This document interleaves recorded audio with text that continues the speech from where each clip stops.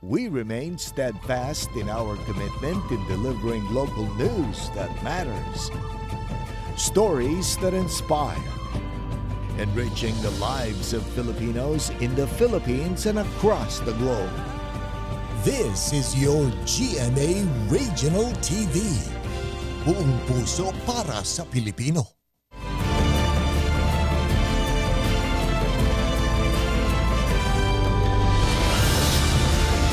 Ito ang GMA Regional TV 1 North Central Luzon. Masantos yung araw na imbagamalam, mayabagat panapon kapuso. Narito ng 1 North Central Luzon, atid namin ang mga pinakamalaki at pinakahuling balita sa Hilaga at Gitnang Luzon. Live mula rito sa GMA Dagupan Station, ako po si CJ Torida. Natagpo ang patay sa loob ng kanyang bahay ang isang 47 anyos na lalaki sa Magaldan, Pangasinan. Nagka-alerto Claire Lacanilaw. Natagpo ang patay sa loob ng kanyang bahay sa Barangay Anolid, Mangaldan, Pangasinan ang 47 anyos na si Manuel Moyano. Nakitaan siya ng sugat sa kamay at nabalatan ang kanyang braso. Baka may pumatay sa kanya. Pero base sa post-mortem examination ng pulisya, inatake sa puso ang biktima. Base rin sa investigasyon ng PNP, nakararanas ng hypertension ng biktima na mag-isang nakatira sa kanyang bahay. Ang mga sugat daw sa kanyang braso at kamay ay gawa ng mga daga. Nilinaw ng pulisya na walang foul play sa pagkamatay ng biktima. Cause of death na yung tao is natural death naman daw as per dun sa doktor na nag-examine. Through heart attack. Based dun sa sabi ng doktor is kagat ng mga daga yun. Yun yung lumalabas doon sa sugat niya. Samantala, patay ang 2 construction worker matapos masuffocate sa loob ng balon sa Barangay Balawak, Tabuk City, Kalinga. Kinilalang mga biktima na sina Ernesto Banua, 43 anyos, Eduardo Ramirez, 63 anyos. Dinala pang 2 sa Kalinga Provincial Hospital pero hindi na umabot ng buhay. Ayon sa mga otoridad, maaring nalaso ng lethal gas ang mga biktima habang nasa loob ng balon. Patuloy ang investigasyon sa insidente. Claire Lacanilaw, 1 North Central Luzon. Patay matapos pagbabarilin sa batok ang 57 anyos na lalaki sa Vigan City. Tinutukan niya ni Ivy Hernando.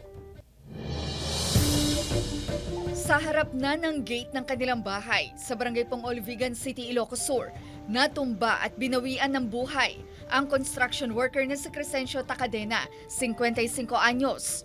Kakauwi lang ng biktima matapos niyang ihatid ang kinakasama sa trabaho pero pinagbabaril siya ng mga hindi patukoy na salarin. Doon po sa nakatalikod po siya, mga 3 hanggang 4 na putok siguro yung narinig doon.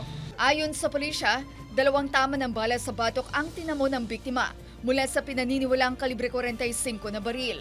Wala pang pahayag ang pamilya ng biktima. Ayon sa PNP, mayroon na raw silang persons of interest na posibleng responsable sa krimen. As part of our investigation, hindi po namin pwede pang publish o kasi kailangan po namin mag-investiga ng maigi. May hawak na raw ang PNP na CCTV footage pero hindi muna isa sa publiko para sa pagpapatuloy ng kanilang investigasyon. Kasama si Norman Raka, Ivy Hernando, 1 North Central Luzon. 40 degrees Celsius na pinakamataas na heat index sa Dagupan City ngayong Marso. 2 araw nang naitatala ng Pag-asa. Narito ang report.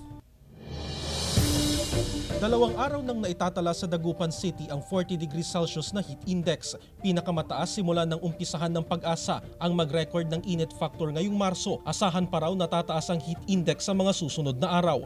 Samantala, kung may ilang bahagi ng bansa na nakararanas ng mainit na panahon, ilang lugar naman ang posibleng muling makaramdam ng epekto ng amihan. Unti-unti kasing lumalakas ulit ang amihan at umaabot na hanggang Northern Luzon. Patuloy ang pag-iral ng easterly sa natitirang bahagi ng bansa.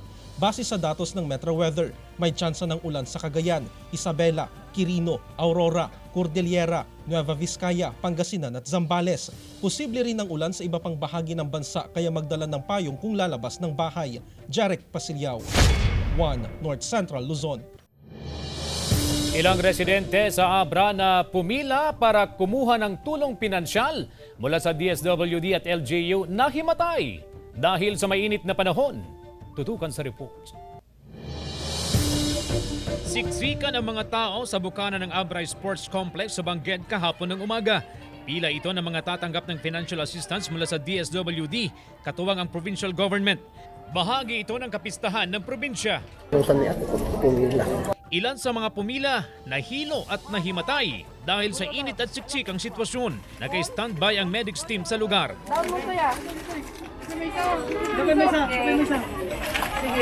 Hani na ng antibigat, tapos na ulaw, sobrang kapudot. Sige tayo nagdidil no ronda, kaya medyo hantay yung nasurot dili ustukalin niya. Ayon sa Incident Command Center, nagkakalat ang halos 700 pwersa ng PNP, Army, Volunteer Group at Marshals mula sa provincial government. Mayroon naman silang sinusunod na sistema pero mahirap makontrol ang libo-libong dumagsang benepisyaryo ng programa. Disiplina, makunak man lang sorry, ang ibagak na disiplina ti may isang problema tayo. Uren no dari sistema, uren no dari pilang aramidan tayo tapos nan anayas ko dupudop ti tao. CJ Torida, One North Central Luzon. Tuluyan nang isinara sa mga residente at motorista ang takaw disgrasyang tulay sa Calasiao, Pangasinan. Nagkatutok si Russell Simorio. Tuluyan nang isinara sa mga residente at motorista ang tulay na ito sa Barangay Lumbang, Calasiao, Pangasinan. Umuuga na ang tulay kaya takaw disgrasya na ito sa mga dumadaan. Daang-daang residente ang gumagamit ng tulay na ito. Ito kasi ang nagturugtong sa Barangay Lumbang at sa Barangay Longos dito sa bayan ng Calasiao. Ang remedyong ginawa ng Barangay Council, nagtapal dito ng malalaking tabla para kahit papaano ay madaanan ng mga residente. Pero dahil sa kalumaan ng tulay, hindi na rin ito kinaya. Pero kahit sarado na ang tulay, palihim pa rin na dumadaan ang ilang residente. Dito ang malapit Kaya dito ang daan namin, sir. Kasi sanay na kami, tagal na ito Apektado sa pagsasara ng tulay ang mga motoristang kinakailangan pang umikot sa Barangay Malabago at Dinalawan kung pupunta sa bayan. Yes, may ginagawa kaming resolution para yung tulay doon ay magawa na po. Bibigyan namin kay Mayor or Koy. Umapila rin ang lokal na pamahalaan sa iba't ibang ahensya para mapondohan ang pagsasaayos sa tulay. Very unstable na yung bridge. Kaya humihingi kami ng tulong. Baka sakaling mapondohan po ito. Kasama si Daryl Peralta, Russell Simorio, One North Central Luzon.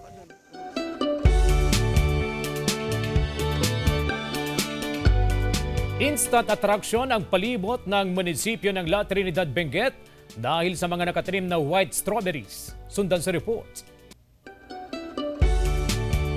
Kasabay ng selebrasyon ng Strawberry Festival sa La Trinidad, Benguet, atraksyon ngayon ng mga white strawberry. Isa ito sa nais makita ng mga bumibisita sa Strawberry Capital of the Philippines. Dito lamang sa bayan ng La Trinidad sa probinsya ng Benguet matatagpuan ng mga white strawberries na nakatanim lamang sa palibot ng kanilang munisipyo. Saya nga po kasi ngayon po talaga nagmura talaga yung mga strawberries. Sa akin, may white strawberry? Ang amazing lang po. Yes po. Binabalik-balikan ng mga bisita ang mga pagkain gawa sa strawberry gaya ng cakes, graham at strawberry salad. Malaking bagay para sa lokal na pamahalaan at mga strawberry farmer ang kapistahan. Paraan kasi ito para lalo pang maipakilala ang tamis at sarap ng ipinagmamalaking produkto sa bayan. Patuloy naman ang pagpaparami ng white strawberry sa bayan. Umaasa ang LGU at mga strawberry farmer na tulad ng pulang strawberry, tatangkilikin din ng publiko ang white strawberry. We would like to thank BSU for maintaining the strawberry farm as yun ang big production natin aside from the outskirts from the different barangays who have helped us on the strawberry production. Kasama si Henry Duminsil, Jasmine Gabriel Galban, One North Central Luzon. Ito ang GMA Regional TV One North Central Luzon.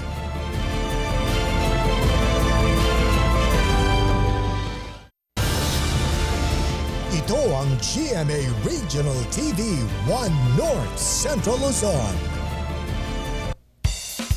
Sa mga oras na ito, kapuso, alamin natin ang kaganapan sa Kalutan, Tugtugan Tan sa Yawan Uddalan na bahagi ng Pindang Festival sa Mangaldan, Pangasinan. Nakatutok doon live si Jasmine Gabriel Galban. Jasmine! Good afternoon, CJ. Good afternoon, mga kapuso. Napakasaya ho ng selebrasyon ngayon dito ng Pindang Festival sa bayan ng Mangaldan, Pangasinan. Actually, ngayong araw po yung highlights ng selebrasyon. Ito po yung kalutan, tugtugan, tansayawan na dala na bahagi nga ng Pindang Festival 2024. Napakasaya, CJ, ng ambience ngayon dito sa kahabaan ng Rizal Street dahil nakahilera syempre ang napakarami mga grills at ongoing na ngayong pag-iihaw ng ating mga kapuso. At syempre, alamin natin, kumustahin natin ang ating mga kapuso na nakikisaya sa kapistahan at ipakita rin natin, CJ, kung ano ba yung mga niluluto ng ating mga kapuso bukod syempre sa kanilang one town, one product na tapa o di kaya ay pindang. Napakaraming choices napakasaya. Hi ma'am, kumusta? Eto CJ, ayan nun, di ba nakakatakam? Meron tayong pork chop, may longganisa, ayun may tapa, malapit nang maluto ma'am. Pwede nang tumikim. Okay. Ayan, alam mo CJ, yung grupo nila, mga magkakaibigan yan, magbabarkada na nag-reunion ngayon. Ito naman, eto ma'am, ongoing na ang ating pag-iihaw. Napakarami rin tayong mga iniihaw sa ngayon ma'am, no? May mga barbecue, hotdog, longganisa. Asa na yung tapa ma'am? Ito yon. Barbecue, wala pa, iihawin pa lang natin. Ma'am, so far, halika rito ma'am, kumustahin kita. Kumusta ang celebration ma'am ng Pindang? Sobra-sobra pong masaya! Oo. Eto ma'am, kasama ang buong family, reunion, instant reunion. Yes. Yearly po ito, yearly. Oo. Kaya syempre ma'am, napakasarap kumain kapag kasama rin ang buong mga minamahal sa buhay, 'di ba? Yes. At napakahaba pa ng oras hanggang gabi mamaya sa kasiyahan, 'di ba? Totoo. Alam mo, CJ, ito, may mga iniihaw pa diyan, kaya naman itutuloy-tuloy lamang natin yung kasiyahan dito sa Pindang Festival sa bayan ng Mangaldan. CJ, natakam ako doon uwian mo ako dyan Maraming salamat, Jasmine Gabriel Galban. Samantala, MH Del Pilar Street sa Dagupan City isinara sa mga motorista simula ngayong araw, March 8, dahil sa drainage at road construction. Narito ang report. Isinara sa mga motorista ang MH Del Pilar Street sa Dagupan City simula ngayong araw. Ito'y para bigyang daan ng patuloy na konstruksyon ng drainage at kalsada sa lugar. Nagpatupad ng rerouting ang Public Order and Safety Office para sa mga motorista. Yung sa may intersection ay sinesemento na ngayon. Wala ho talaga madadaanan. Lahat ng mga sasakyan ay pinadadaan sa PNR Road. Pagdating sa Mayombo PNR Road, kakaliwa ang mga jeep papuntang downtown area o Aureliano Street, habang kakanan naman ang mga sasakyan papunta sa Mangaldan. Naninibago sa bagong ruta ang mga motorista. Problema ang mabigat na daloy ng trapiko. Mahirapan kami. Bis na may lang ang tatagbi namin. Kung yung dating inupunta mo yung mga 10 minutes to 15 minutes, baka alos kalahating oras. Posible raw na abutin ng 2 linggo bago muling padaanan sa mga motorista ang MH Del Pilar Street. Kasama si Henry Duminsil, Jasmine Gabriel Galban, One North Central Luzon. 50% na diskwento sa pasahe para sa mga kababaihan. Ipinatupad ng LTFRB ngayong International Women's Day. Sundan sa report. Nagpatupad ng 50% na diskwento sa pamasahe at libreng sakay sa mga kababaihan ngayong International Women's Day. Programa ito ng LTFRB bilang pagpupugay sa mga kababaihan. Hinimok ng LTFRB ang mga transport operator na makiisa sa programa. Ayon sa LTFRB, depende raw ito sa inisyatibo ng mga transport operator at kooperatiba sa pakikiisa sa programa. Isang project ng LTFRB Region 1 na kung saan nag-request kami sa mga stakeholders namin ng volunteers. Kaya nakikita mo, mayroon pa nga silang libreng sakay for the first 3 hours lang. Mag-start with 6 a.m. kanina. Ikinatuwa ito ng mga kababaihan. Ngayon, naibigyan ng yung mga babae kasi lagi na lang past years parang hindi napapansin ng babae ngayon parang equal na ng babae sa lalaki. Malaking tulong po yun sa akin. Lalo na, bumabahe po ako hanggang Dagupan. Punta dito, tas sa San Jacinto. Ayon sa One Pangasinan Transport Federation, isa rin umano ito sa kanilang pagtulong sa mga kababaihan. Nasa 75% ng mga transport operator at kooperatiba ang nakiisa sa programa.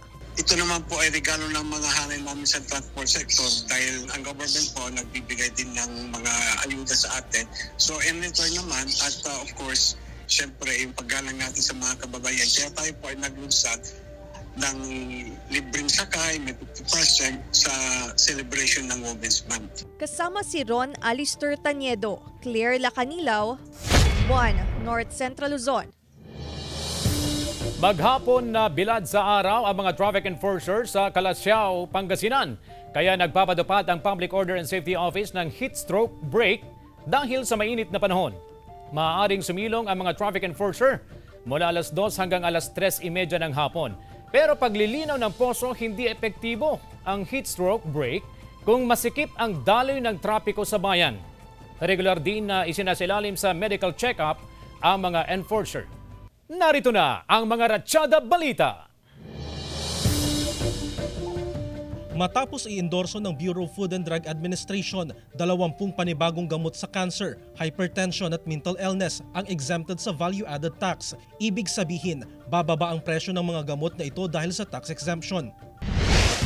Binuksan na ang kauna-unahang bagong urgent care and ambulatory service facility sa Santo Tomas, Pampanga. Ang dating community hospital, ginawa bilang automated facility para maging extension ng Jose B. Lingad Memorial General Hospital sa 5,000 square meter na pasilidad. Aabot sa 200 pasyente ang kayang i-accommodate sa Bukas Center. Meron din itong mga laboratory test tulad ng X-ray at ultrasound. 28 Bukas facility ang planong itayo ng gobyerno sa buong bansa. Nagsagawa ng malawakang pet registration ang Lawag City Veterinary Office. Mula sa 80 barangay, 6 na barangay na ang napuntahan ng City Vet para sa pet registration. Hinihikayat ng tanggapan ang mga fur parent na iparehistro ang kanilang mga alagang hayop upang ma-monitor ang kaso ng rabies sa syudad. Jarek Pasilyao, 1 North Central Luzon. Bagong silang nakambing sa Banna, Ilocos Norte, magkadikit ang mga mata at tila walang bibig. Sundan sa report. Kakaiba ang mukha ng isang bagong silang nakambing sa Banna, Ilocos Norte. Lumabas ang dalawang mata at walang ilong. Hindi raw ito makakain at mahina ang katawan. Ayon sa Provincial Veterinary Office, nagkaroon daw ng abnormal development nang ipinagbubuntis ito ng kanyang ina. Posible rin daw na hindi maganda ang genetic combinations, kaya nagkaroon ng abnormality. Mababa raw ang survival rate dahil walang ilong at sa bunganga lang humihinga ang kambing. 15 juvenile crocodiles o baby buwaya ang pinakawalan sa Dunoy Lake sa San Mariano, Isabela. Binigyan ng pangalan ng bawat buwaya bago pinakawalan sa lawa. Nagpapakita raw ito ng malalim na koneksyon sa pagitan ng komunidad at ng wildlife nito. Ayon sa Mabuaya Foundation Incorporated, layo ng aktibidad na mabigyan ng diin ang mahalagang papel ng mga reptilya sa pagpapanatili ng balanseng ekolohiya. Na-rescue ang isang babaeng sperm whale matapos ma-stranded sa Nagilian Beach sa Calayan, Cagayan. Nakitaan ng sugat ang balyena sa may pelvic area na agad ginamot ng veterinaryo. Pinakawalan din agad ang balyena sa dagat matapos lapatan ng lunas. Gab de Luna, 1 North Central Luzon. Mga kapuso, hindi na umere simula kanina ang programang Tahanang Pinakamasaya. Nagpasalamat ang Tape Incorporated sa GMA7 para sa itinuturing nilang long and fruitful partnership. Sinubukan daw nilang isalba ang programa pero nagkasundo ang Tape at GMA na tapusin na ito. Nagpasalamat ang GMA Network sa Tape Incorporated para sa napakahalagang ambag nito sa noontime programming sa nakalipas na mga dekada. Natiyak na di malilimutan ng mga Pilipino sa darating na mga taon. Ito ang GMA Regional TV 1 North Central Luzon.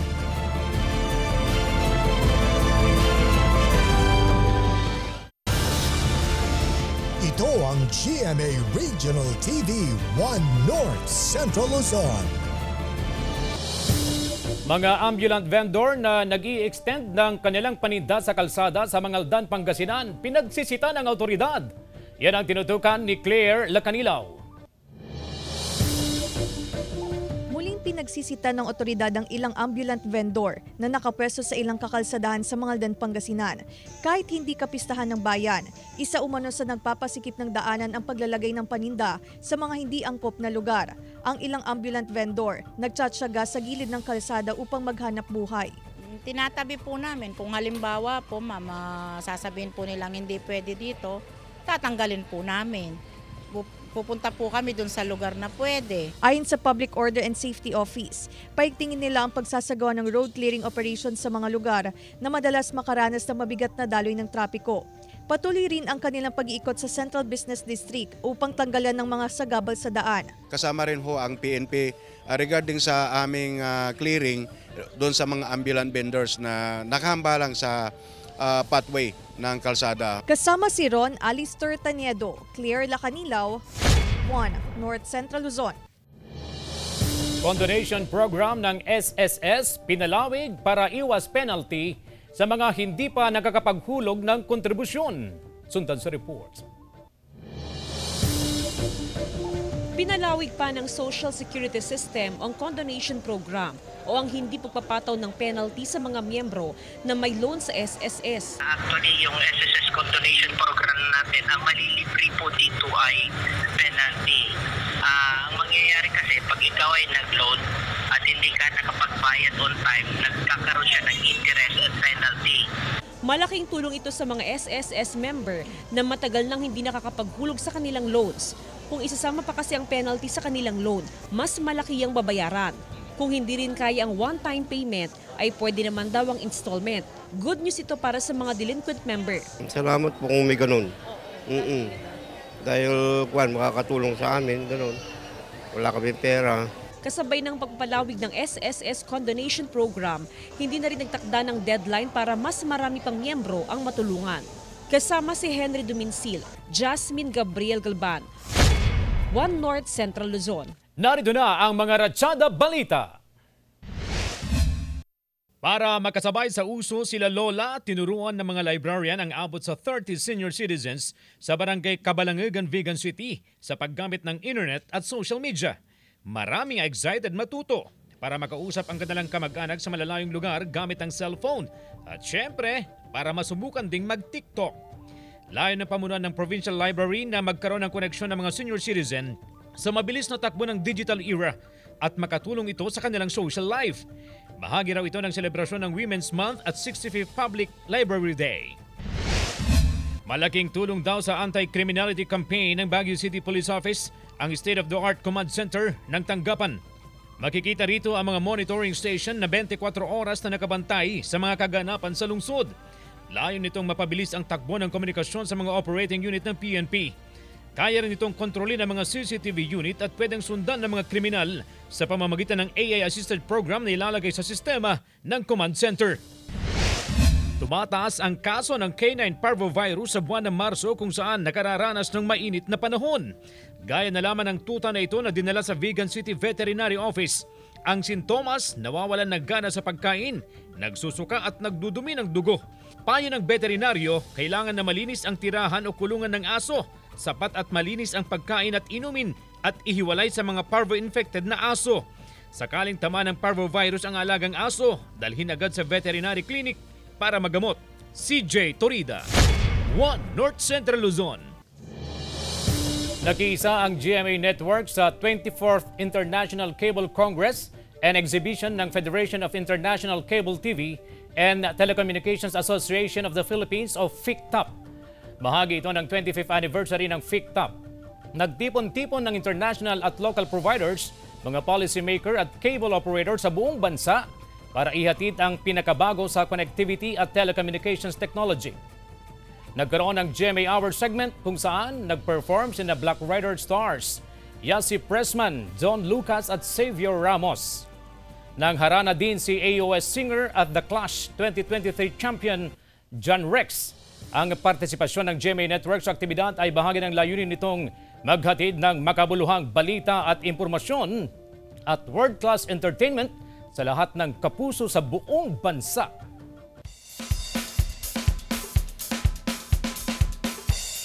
Ilang Kapuso Stars pinasaya ang fans sa Abrenian Kawayan Festival 2024 sa Abra. Sundan sa report. Puno ng kantahan at hiyawan ang gabi sa Kapuso Fiesta na bahagi ng selebrasyon ng Abrenian Kawayan Festival 2024. Namangha ang mga Abrenian sa walang humpay na biritan at kantahan ng mga Kapuso singers. Nagsilbing host ng Kapuso actress na si Vanessa Del Moral. Naimbang garabi ka na kayo amin! Happy Abriñan Kawayan Festival! Agyaman aklaunay kakabsat ito'y abra. Ay nako, ang saya-saya. And maraming salamat talaga dahil sa mainit na pagtanggap ninyo sa amin dito sa Banggedabra. Unang lumabas ng entablado upang haranahin ng mga Abriñan ang Queendom singer na si Marian Osabel. Napakainit po ng pagtanggap ng mga Abriñans and sobrang nag-enjoy po ako sa energy nila. Yung expectation ko po talaga sa first timer po dito sa Abra ay talagang nag-enjoy ako sobra. Swak naman sa malamig na gabi ang malamig na boses ng The Clash Season 2 winner na si Jeremiah Tiangco.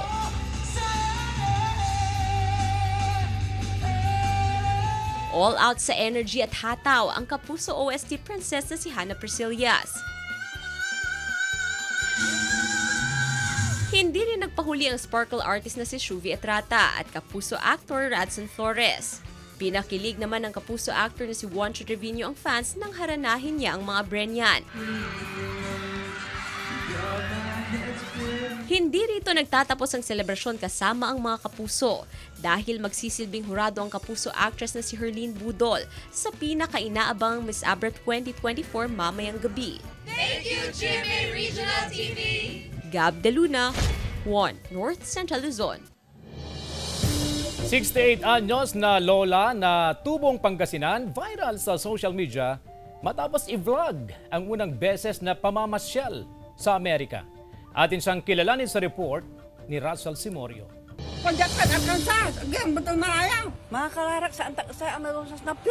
Mula sa kwelang shout-out sa mga manonood hanggang sa matatas na pananalita ng Pangasinan, nakuha ng lolang ito ang kiliti ng mga netizen. Kakatagito ang mga itiris mo anak ko ni, napalagkadyong pati kantang po. Meet Lola Julie Awanan. Siya ang 68 years old at tubong barangay Bagong Pag-asa, San Jacinto, Pangasinan. Kwelang vlog ni Lola Julie na tinawag ding Lola Gang Gang Gang. Nakilala si Lola Julie nang i-vlog niya ang unang beses niyang pamamasyal sa Amerika. Nag-umpisa po ito nung ipinasyal po ako ng anak ko sa Cherry Blossom po. Ang akala ko doon sa Cherry Blossom, dahil first time ko pong nakita, nagbulaklak ho yung isang puno ng kamyas. Napapatawa rin ang marami sa mabibigat na salita ni Lola Julie. Pero para sa iba na hindi nagugustuhan ang salita ni Lola, ito ang kanyang mensahe. Talagang natural ko na po yung pagmumura, pero hindi ko po yun inilalagay sa ulo ko dahil parang expression lang po yun. Masaya sa harap ng kamera si Lola Julie, pero ang hindi alam ng marami raw siyang sakripisyo at pinagdaanan sa buhay. Mag-isa niyang itinaguyod ang 7 anak. Maaga kasing pumanaw ang kanyang asawa dahil sa karamdaman. Super the best mom for me. Kasi lahat ginawa niya para maitaguyod kami.